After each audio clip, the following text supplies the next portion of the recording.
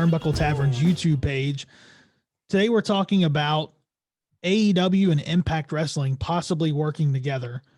Before we get into that, make sure you guys click on the link in the description below. Subscribe to the YouTube page.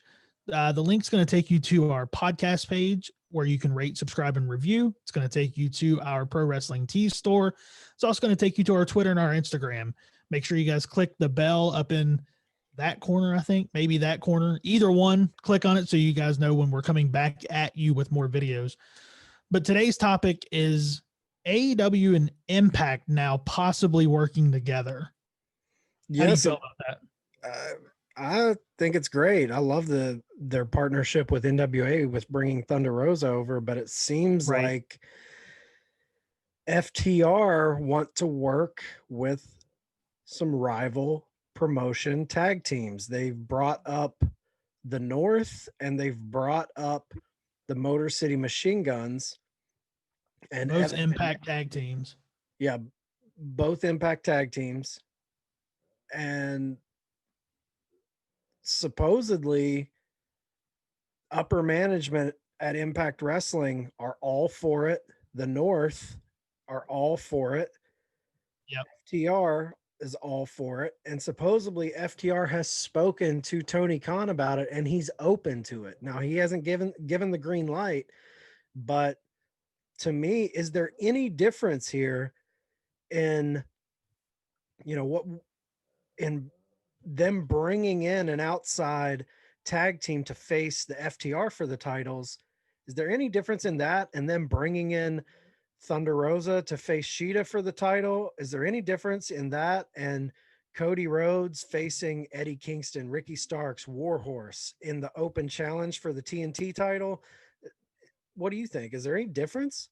I don't think there's any difference. Honestly, I think it's a smart move all around. I think that when you start bringing in big stars from other companies, I mean, obviously you're going to have your people that are only watching Impact or are only watching one other brand. But if you bring that team to another promotion, you're going to get eyes on your promotion as well.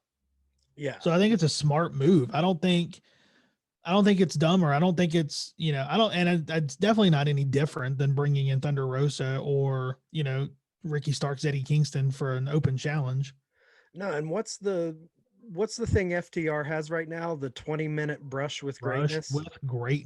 So what if this 20-minute brush with greatness kind of takes on a thing similar to the TNT Open Challenge, where every week we get a 20-minute brush with greatness. We don't know who it's going to be. And then one week the North walks out. Right. Or one week Eli Drake and James Storm walk out, or the Motor City Machine Guns walk out. Like, I feel like there's no difference. No, there's not any difference. And I think that, doing it that way, calling it the 20-minute brush with greatness makes it's going to make AEW it's going to make their team seem like they have the best and the greatest around and everybody wants to come to them. For the other companies, it's going to get more eyes on people that are on their roster. I think it's a win-win all around, honestly. I agree. And I think it's a genius move that plays into the FTR characters right now, because you could play it up as an even bigger heel move. Right. They denied, they went against Jurassic Express and didn't give them the title shot.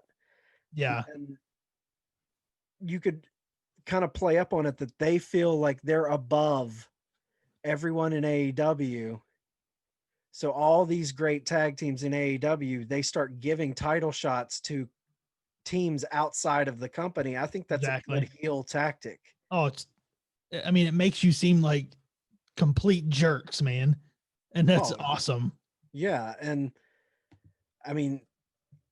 to see, Dax Harwood and the guys from the North going back and forth on Twitter, and I've seen countless videos posted where they're talking about it.